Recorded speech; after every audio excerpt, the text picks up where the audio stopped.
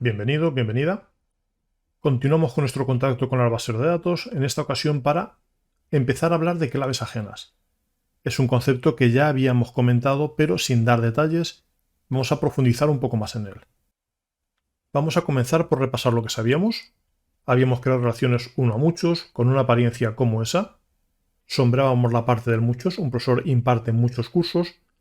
Dejamos en blanco la parte del uno. Cada curso es impartido por un profesor. Al pasar de esa entidad-relación a modelo relacional, lo que hacíamos era simplemente subrayar los códigos y ya sabemos el detalle difícil, la entidad curso iba a absorber el código del profesor. Habíamos adelantado que eso era una clave ajena, vamos a empezar a refinar ese comportamiento. Por una parte podríamos escribir el modelo relacional de otra forma que ya habíamos comentado, puedo indicar que la clave primaria es código en vez de subrayarla. Y entonces en la entidad curso o en la tabla de cursos podría indicar que su clave primaria es código y ya detallar un poco más que hay una clave ajena, que es que ese código de profesor hace referencia a algo que está en la tabla de profesores. En principio a su clave primaria, al código. Ese paso adicional, que ahora veremos cómo se hace en SQL, permite que el sistema, que el gestor de bases de datos, dé ciertos pasos adicionales por mí en ciertas ocasiones concretas. Vamos a ver en cuál sería y cómo sería. Por una parte, lo que ya conocemos es que la tabla de profesores no va a tener ninguna dificultad. Tiene todos sus campos y ya está, porque la que absorbía el código era la de cursos. En cursos habíamos hecho cosas como esta, es decir, tiene un código, tiene un nombre, tiene un código profesor, pero no habíamos indicado todavía de ninguna forma explícita que ese código profesor está relacionado con la tabla de profesores. La forma de indicar que está relacionado es decirle esto es una clave ajena. Y para eso añadiremos una nueva línea al final de la creación de la tabla. De hecho, incluso la clave primaria también se podría indicar así. Es decir, yo puedo decir quiero crear una tabla de cursos con un código, con un nombre, con un código de profesor. Primero le detallo todos los campos y luego le detallo todas las restricciones.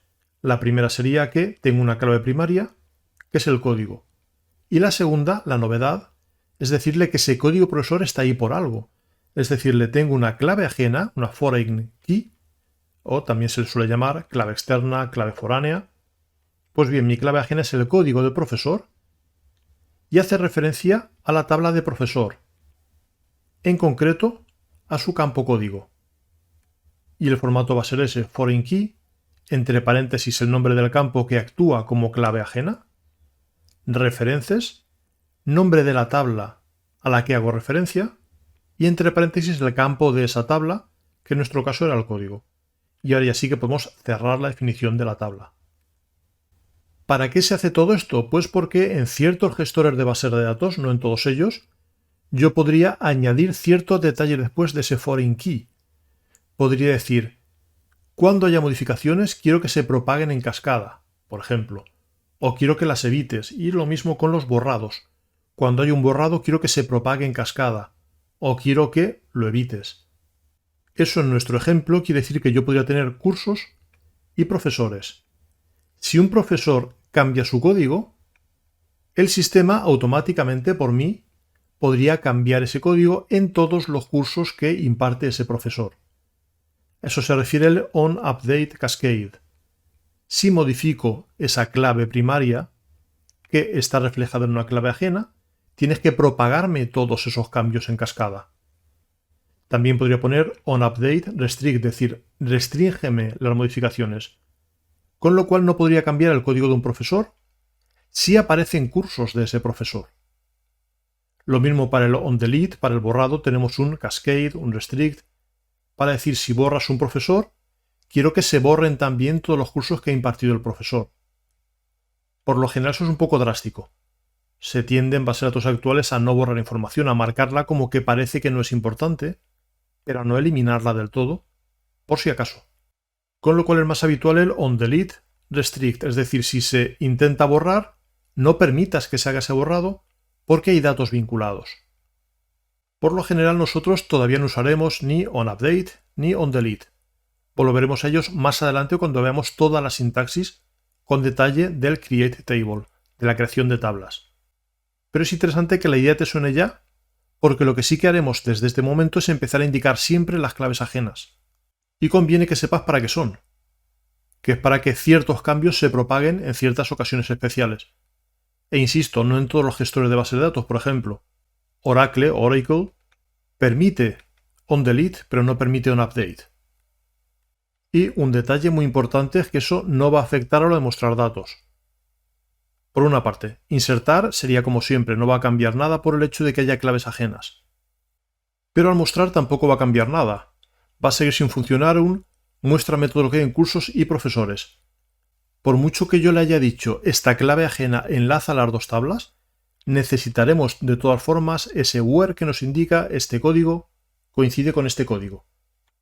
Es un detalle que personalmente a mí me parece antinatural. Si sabe que hay una relación y la puede usar para unificar, ¿por qué no la puede usar para mostrar? Pero el caso es que es así.